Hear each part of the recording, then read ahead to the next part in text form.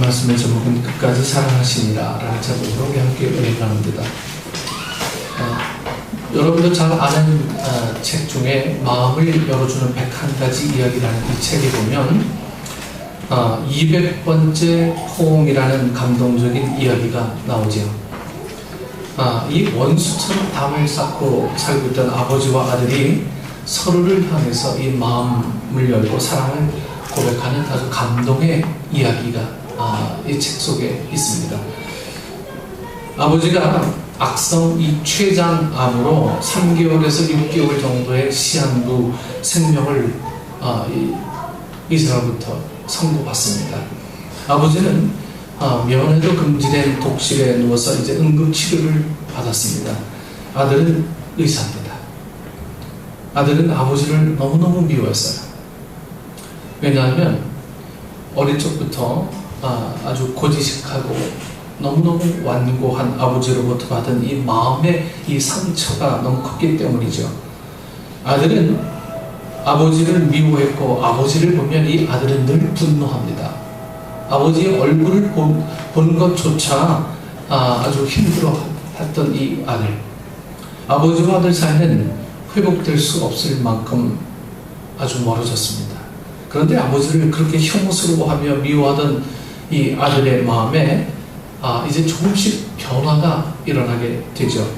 그렇게 미워하는 아버지도 이제 얼마 살지 못한다는 못할 것이라는 생각을 하니까 이 아들이 아버지에 누워있는 병에 걸려서 죽어가는 아버지의 모습이 너무너무 측은해 보이는 거예요. 아들은 힘있게 이 아버지의 병실을 찾아갑니다.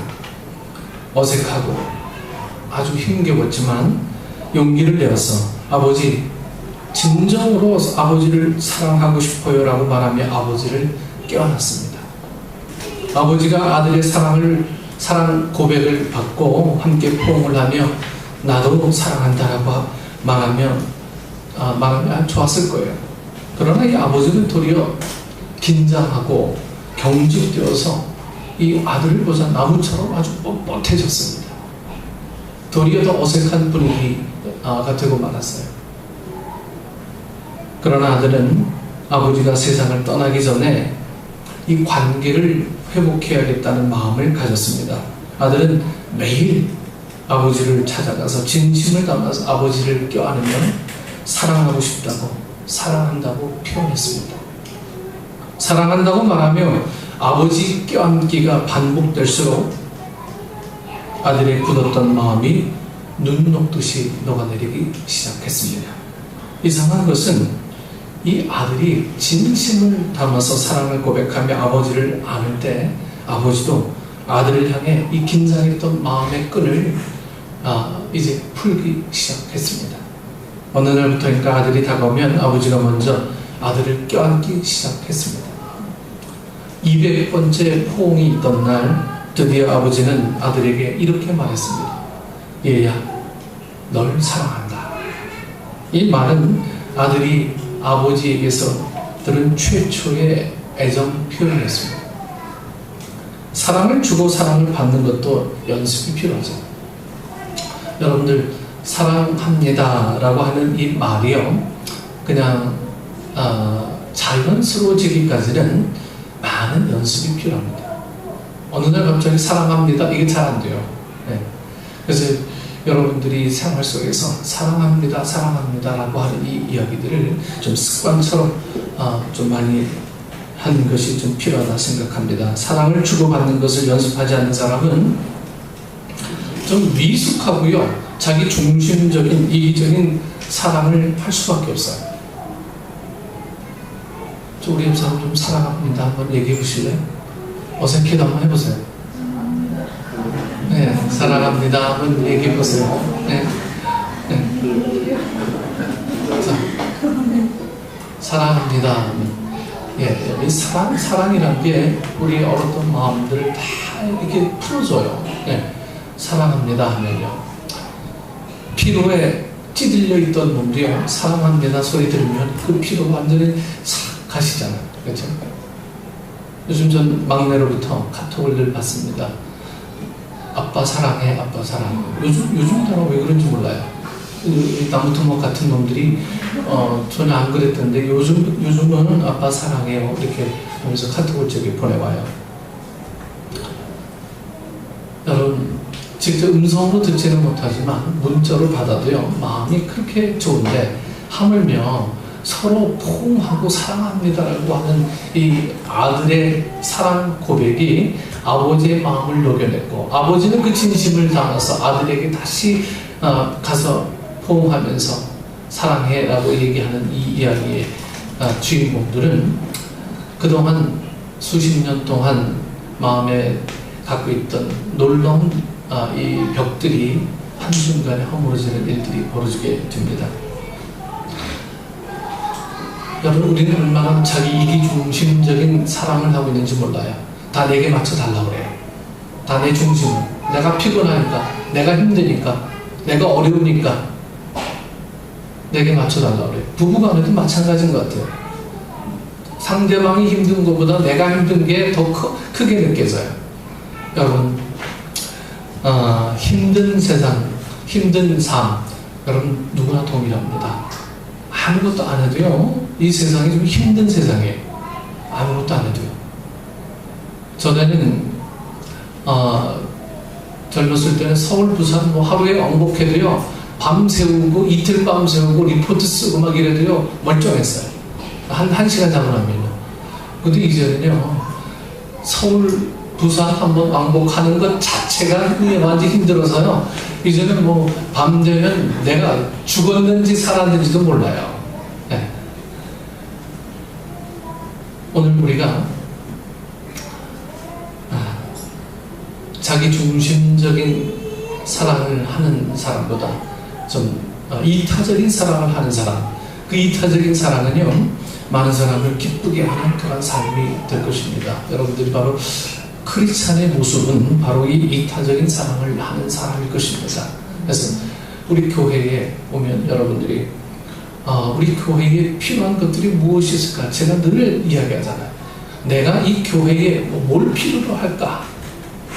늘 고민하는 거예요. 전 아침에 여러분들 오면서 어떤 대화가 여러분들의 주를 이룰까 늘 집중합니다. 학원에서 있었던 일, 또 뭐 어떤 일들, 아픈 일들, 우리 대부분의 이야기들이다. 작은 음악회는 어떻게 됐을까? 목사님 한 주간 동안 어떻게 살았을까? 아니면 은혜 받을 준비가 되었을까? 우리 교회가 앞으로 뭘 할까? 여러분들 우리 좀 이런 대화가 있었으면 좋겠어요. 영적인 대화. 네. 내가 힘든 건 다 알아요. 여러분들이 힘든 건 다 알아요. 하지만 그 힘든 거 얘기하는 것보다 상대방이 뭘 필요로 하는지를 자꾸만 고민하면서 이야기하는 습관들. 이게 바로 크리스찬들의 모습이죠. 여기서 습관되지 않으면 여러분들 나가서도 똑같아요. 남의 이야기 들어주기보다는 내 이야기 하기 바빠요. 네. 여러분 내 이야기하기 바쁜 사람들은 늘 자기 중심적인 사랑을 할 수밖에 없는 사람이죠. 이야기를 정말 잘하는 사람은 말을 풀어내는 사람이 아니라 말을 들어주는 사람이라고 저는 생각합니다. 들어줄 줄 아는 사람들. 여러분 전도가 바로 들어줄 줄 아는 어떤 그런 능력이 바로 전도라고 봅니다. 세상에 힘든 찌든 삶을 살았던 사람들의 이야기를 들어주는 거예요. 들어주는 것만 해도 얼마나 큰 위로가 되고 힘이 됩니까? 오늘 여러분들이 좀 그렇게 나가서 좀 들어줄 수 있으면 좋겠습니다. 특별히 여러분 부모님들의 이야기를 좀 많이 들어줬으면 좋겠어요. 저도 마찬가지였죠. 젊었을 때는 우리 아버지 어머니 또 옛날 얘기 시작한다. 우리 저 장인어른도 저랑 마주 앉으면 1시간 동안 일제시대 때 얘기해요. 제가 일제시대 때 제가 살지도 않았었는데 일제시대 때 얘기하는데 이게 무슨 얘기인지 도통 들을 수도 없고요. 하지만 듣습니다. 저희 장인어른도요. 제가 일제시대 때 이야기를 이해 못한다는 건 알아요. 하지만 그걸 들어주는 게 고마워서 그냥 계속 이야기해요. 거기서 사랑이 주고받고 하는 거죠. 오늘 크리스찬들의 역할들이 바로 이런 겁니다. 내 주장을 들어주는 게 아니고요. 남의 주장을 내가 들어주는 거예요. 이해해 주는 거예요. 우리 모습들이 좀 그랬으면 좋겠습니다. 이 세상이 변화되길 기대하지 말고 내가 변화되는 거예요. 내가 변화되지 않고 이 세상이 변화된다고 기대하는 그 생각은 좀 잘못된 부분이라고 보죠. 그래서 내가 변화되는 거, 내가 들어줘야 되는 거구나, 내가 맞춰줘야 되는 거구나. 우리 크리스찬들의 역할이 바로 그런 겁니다. 성경 히브리서 저자는 하나님은 사랑이시다라고 이 히브리서는 정의합니다. 성경 전체의 내용은 하나님께서 우리를 어떻게 사랑하셨고 또 어떻게 사랑하시고 사랑할 것인지를 전하는 이 사랑의 편지죠. 성경에는 하나님이 보여주시는 사랑의 기술이 아주 여러분 모두 다 담겨 있어요.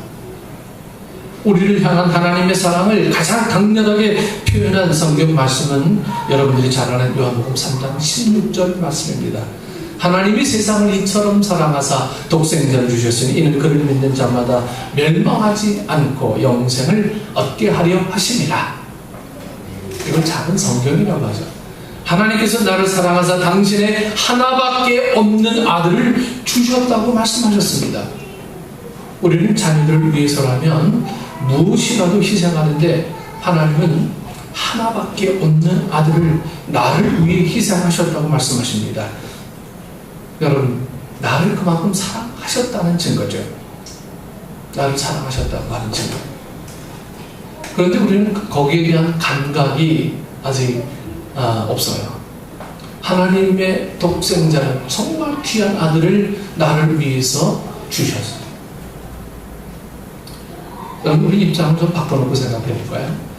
내가 정말 사랑하는 우리의 자녀들을 남의 생명을 위해서 내 아들을 죽일 그곳으로 보낼 수 있는 사람이 있으면 한번 나와보세요. 아무도 그렇게 할 수가 없을 거예요. 우리는 날마다 이 상상을 하면서 하나님의 사랑의 크기와 넓이와 깊이와 높이를 우리가 생각한다고 하면 얼마나 하나님의 사랑이 간절한 사랑이라는 것을 우리는 미루고 짐작할 수가 있을 것입니다. 20세기 최고 신학자 중에 한 사람인 이 칼 바르트는 하나님의 사랑은 대상을 찾는 것이 아니라 대상을 창조하신다, 이렇게 말하고 있습니다. 이 말은 하나님은 사랑을 받을 만한 자를 찾는 것이 아니라 사랑을 받을 만한 자로 창조하신다는 말이에요. 내가 사랑을 받을 만해서 하나님의 사랑을 받는 게 아니에요. 만약 내가 하나님의 사랑을 받을 만한 사람이라고 생각한다면 여러분, 그것은 큰 착각입니다.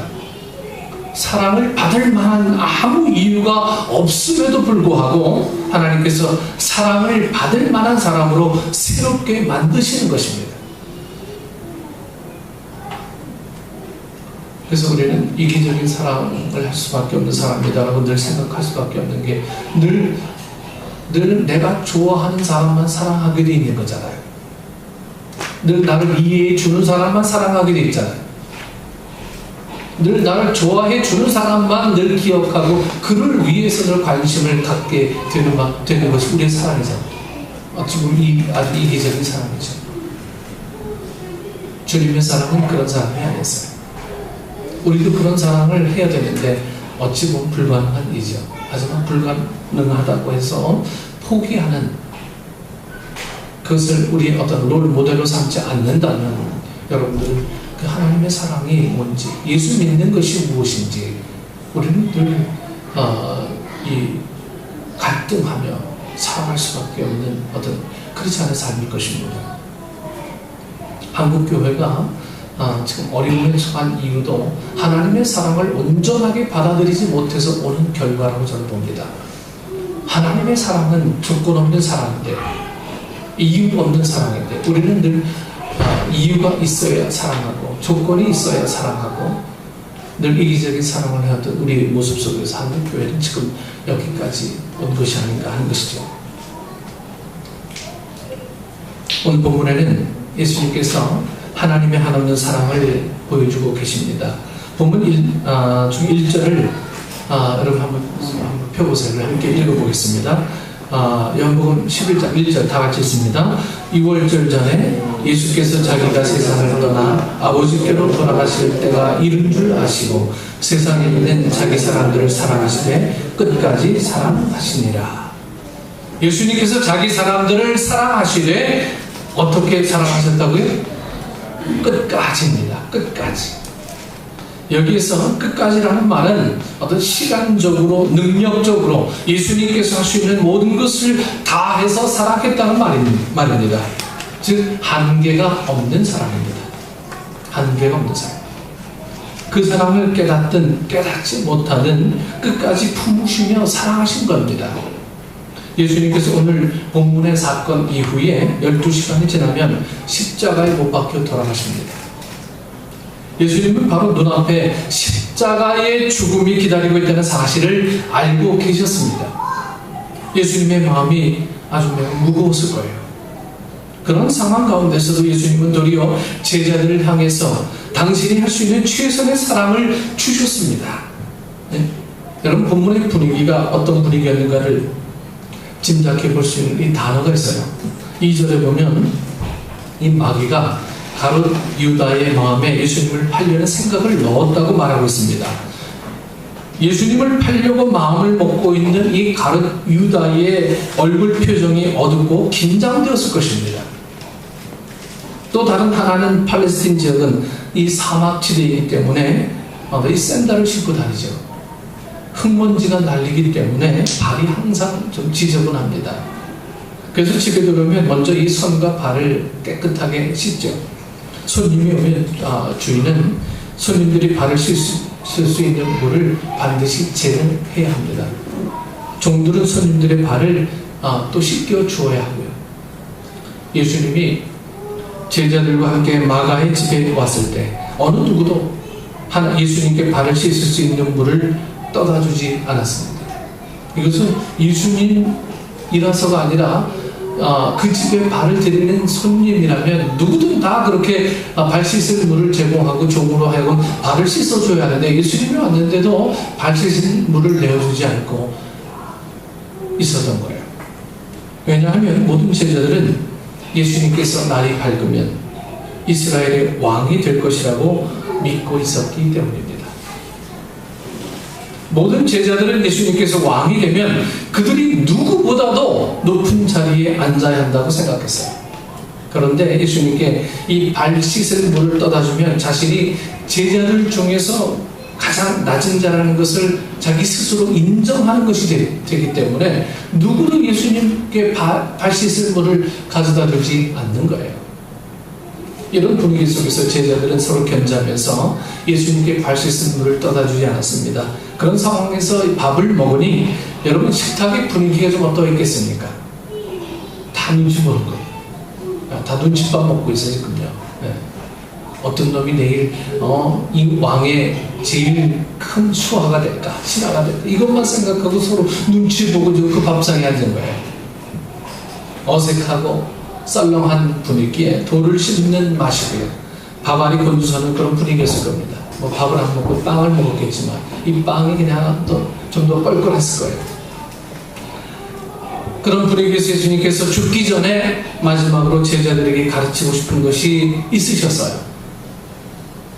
예수님께서 자리에서 일어나셔서 겉옷을 벗으시고 수건으로 허리를 동이셨습니다. 밖으로 나가셔서 대야에 물을 떠다 제자들의 발 앞에 무릎을 꿇으셨습니다. 그리고 제자들의 발을 씻기기 시작합니다. 제자들이 당황해하며 어찌할 바를 몰라서 마지막으로 이 베드로의 차례가 되었습니다. 베드로는 자신의 발을 움켜잡으며 주여 주께서 내 발을 씻기실 수 없나이다 이렇게 말하죠. 예수님께서 베드로에게 내가 하는 이 행동의 뜻을 너희가 지금은 알지 못하나 시간이 지난 후에는 알게 될 것이다 라고 말씀하시며 여러분 베드로의 발을 씻기십니다. 예수님께서 제자들을 잘 알고 계시죠. 가룟 유다가 예수님을 은 30냥의 팔기로 마음을 먹고 있다는 것도 알고 계십니다. 그는 사랑할 수 있는 대상이 아니라 저주해야 할 대상입니다. 베드로는 예수님을 끔찍히 사랑하는 것처럼 말을 해도 그는 예수님을 3번씩이나 부인하며 모른다고 한 사람입니다. 자신을 저주하면서까지 예수님을 부인했던 사람입니다. 이름은 밝히지는 않지만 한 제자는 사람들에 의해서 붙잡히자 옷을 벗어 던지고 알몸으로 도망갔다고 했어요. 모든 제자들이 예수님을 다 배반하고 도망갑니다. 제자들이 그렇게 행동할 것을 예수님은 알고 계십니다. 그럼에도 불구하고 예수님은 제자들의 발을 씻기셨습니다. 나를 배반할 사람이란 걸 다 아시면서도 예수님은 물을 떠다가, 대야에 물을 떠다가 그 제자들의 발을 일일이 다 씻기셨어요. 저 같아도 이해가 안 됩니다. 나를 배반할 사람이란 걸 뻔히 알면서도 내가 그를 오히려 섬겨주고 밥을 사주고 거기다 봉투까지 쥐어주는 역할을 여러분 누가 하겠습니까? 그러나 예수님은 그렇게 하셨어요.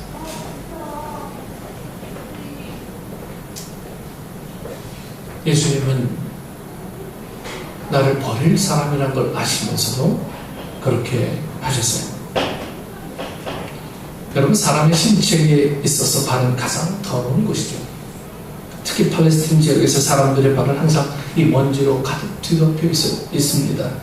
예수님께서 발을 씻기셨다는 것은 그들의 그 어떤 추하고 더러운 것조차도 다 품으시고 사랑하신다는 의미입니다. 상대가 나를 사랑한다는 것을 알아도 사랑으로 품기가 어려울 때가 있어요. 하물며 수시로 변덕을 부리며 유리할 때는 사랑하고 불리할 때는 배신을 하는 사람을 사랑하기가 쉽지가 않습니다. 사랑을 주어도 자신이 사랑을 받는다는 것을 모르고 더 큰 사랑을 달라고만 하는 사람을 사랑하는 것은 참으로 아주 좀 팍팍한 일이 되지요. 그런데 예수님은 그런 성향을 가지고 있는 제자를 있는 그대로 품으시고 사랑해 주셨습니다. 사랑하시되 어느 시점까지 아니라 여러분 끝까지 사랑하셨어요.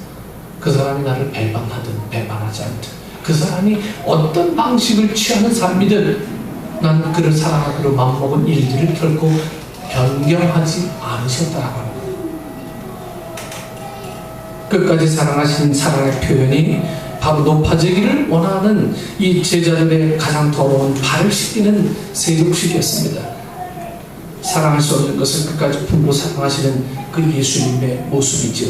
그 예수님의 사랑의 모습이 오늘 우리 모두를 변화시키는 사랑의 힘이 되었습니다. 여러분, 예수님은 왜 우리의 발을 씻기시겠습니까? 이기적인 사랑을 할 수밖에 없는 왜 우리의 발을 주님은 씻기기를 원하시고 제자들의 발을 씻기면서 왜 우리들에게 그 교훈을 우리에게 보여주시는 것입니까? 우리도 나가서 세상 사람들의 발을 씻겨주라고 하는 거예요. 그런데 우리는 어떤 이기적인 논리에 빠졌어요. 내가 살아남으려면 남을 죽여야 되는 거예요. 너무도 당연한 논리 앞에 우리는 어쩔 수 없는 이 세상의 이치와 당연하게 생각하죠. 주님이 나를 사랑하시고 그 사랑을 이래 내가 살았다면 우리에게 뭔가 하나님이 원하시는 부분들이 있는데 그 하나님이 원하시는 부분들은 우리 속에서 그냥 없어져 버려요.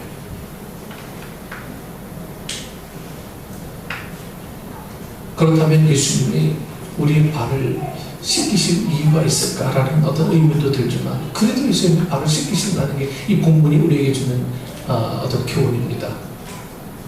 여러분, 세상 사람들이 우리에게 어떠한 시선을 보내든 우리는 끝까지 사랑하는 이 모습들을 잃지 않아야 되는 것이 오늘 우리가 갖고 있어야 될 이 크리스찬의 자세라고 하는 거예요.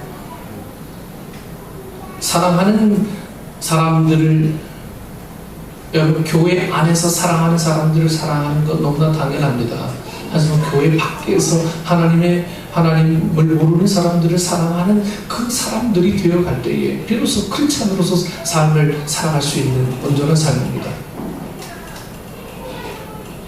그래서 목사보다는 여러분들이 더 훨씬 편해요.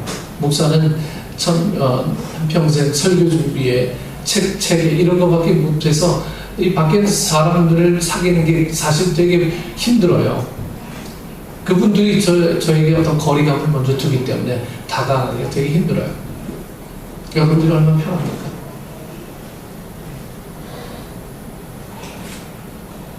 사랑하듯 끝까지 사랑하시는 그 주님의 사랑은 바로 오늘 우리가 가져야 될 어떤 크리스찬의 삶의 자세의 가장 바탕에 깔려 있어야 되는 거예요. 그런데도 아직 우리는 아기들 같이 늘 왜 내게 사랑 안 주냐 하면서 늘 울고 불고 이렇게 하는 모습들을 우리가 바라보지 않습니까? 주님, 우리는 이미 너무나 많은 사랑을 받고 있는데도 불구하고 그 사랑에도 만족하지 못하고 모든 사람들이 나에게 집중되어지길 원하는 그 이기적인 마음들, 이제 우리 좀 벗어버립시다. 나에게 갖고 있는 어떤 이 자그마한 하나님의 사랑이 있다면 한번 실천해보세요. 그 자그마한 사랑이 엄청난 어떤 증폭이 되어지는 사랑으로 주님께서 간섭해 줄 것을 믿습니다. 하나의 사랑의 실천이라는 것은 사람을 변화시키는데요. 한 번, 두 번, 세 번, 우리는 늘 아이들에게 말 안 들으면 하나, 둘, 셋 하잖아요. 네, 셋 이상 봐주지 않아요, 우리. 주님은 7번씩 70번이라도 무제한 얘기하잖아요. 우리 인내 한계가 있지만 주님은 인내 한계가 아니라 늘 지켜봐 주시는 거예요. 지켜봐 주시는 거예요.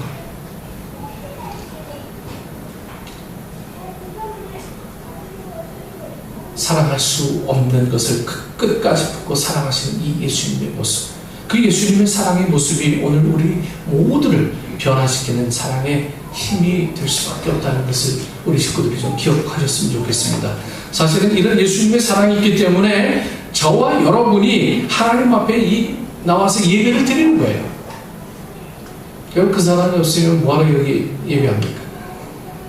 하나님은 저와 여러분에게 가롯 유다와 같은 아주 못된 속성이 있음에도 불구하고 사랑하십니다. 베드로처럼 변덕스럽게 이 순간적인 감정에 휘둘리는 모습이 있음에도 불구하고 사랑하십니다. 하나님은 성경 말씀과 하나님의 뜻을 제대로 알지 못하면서 매사에 모든 것을 다 아는 것처럼 교만을 떨어도 언젠가는 성숙해지겠지 하는 눈빛으로 웃으시면서 끝까지 우리를 품어주세요. 주님은 늘 그런데 저는 좀 힘이 들더라고요. 세상의 조그만 즐거움에 하나님을 모르는 척 외면하며 등을 돌려도 긍휼히 여기시며 사랑하십니다. 끝까지 하나님의 사랑은 하나님 최고의 능력이세요. 하나님의 사랑의 능력 안에서 변화된 사도 바울은 여러분 뭐라고 고백합니까? 나의 나된 것은 하나님의 은혜. 이렇게 고백을 하죠. 나의 나된 것은 하나님의 은혜로라. 하나님의 끝없는 사랑의 품에 여러분 자주 더 안기는 가운데 하나님의 사랑으로 하나가 되는 여러분 은혜의 성도